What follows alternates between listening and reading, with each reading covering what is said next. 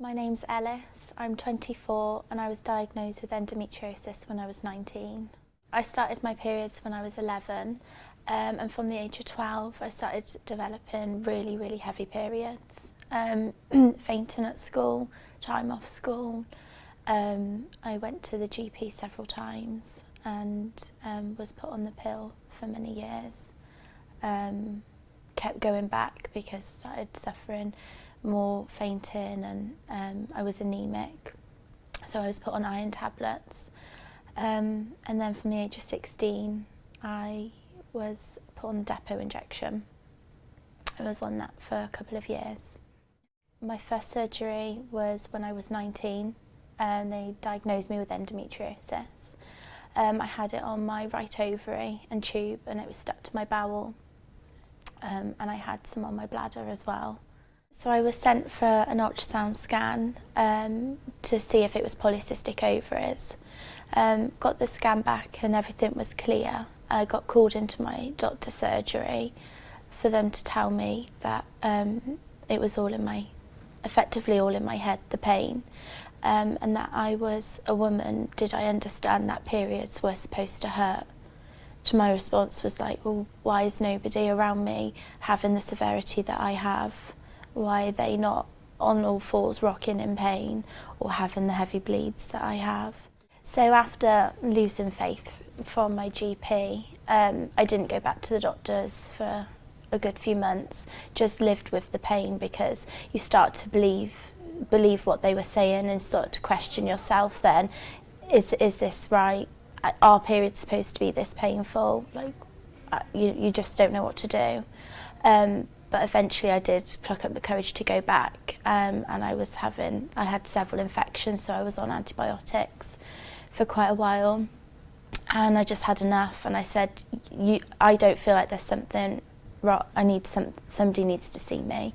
So I asked for a referral to the gynae at my local hospital, had my appointment come through a couple of months later, and he instantly said, I think it's endometriosis.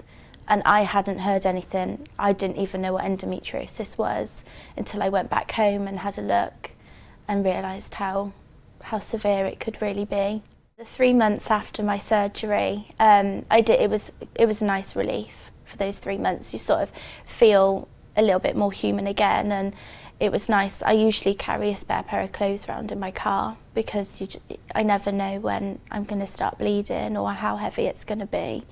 So it was nice in those 3 months to feel a bit more human again. And then when the symptoms started, it was devastating. It really upset me.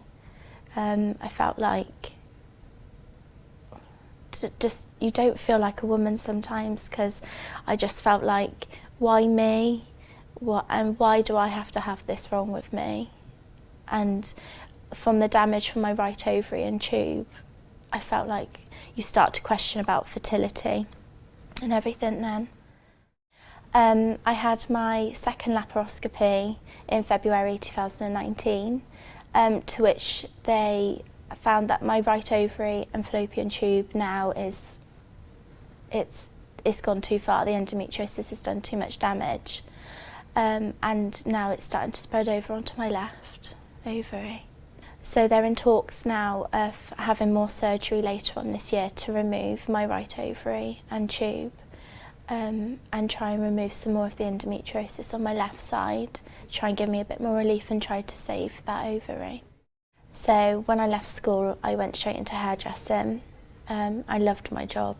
And then late teens, early 20s, when I got my diagnosis and things started to get a little bit worse and more affecting me day to day.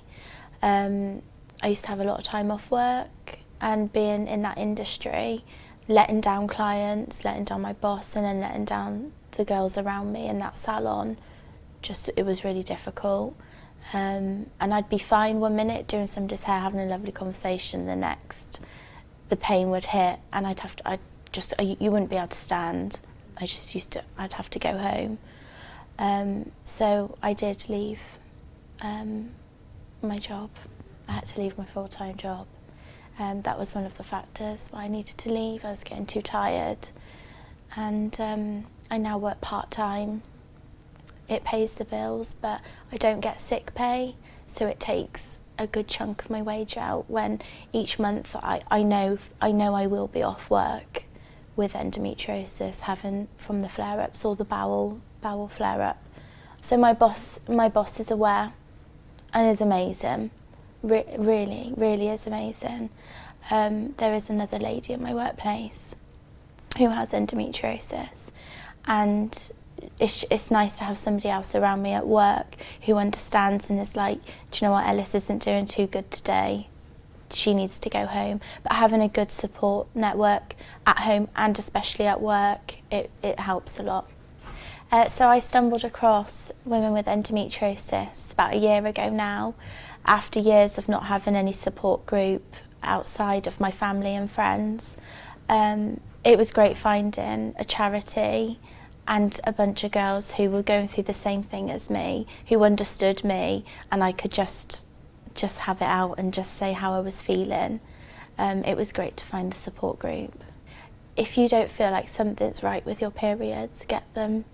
Go and get it sorted. Go and see your GP and ask for help, because so many women suffer with endometriosis and it goes on for such a long time. So, and diagnosis, mine was 8 years. Some women are longer, some are shorter, but if you don't feel like something's right with your body, get it sorted and please go and see somebody for help.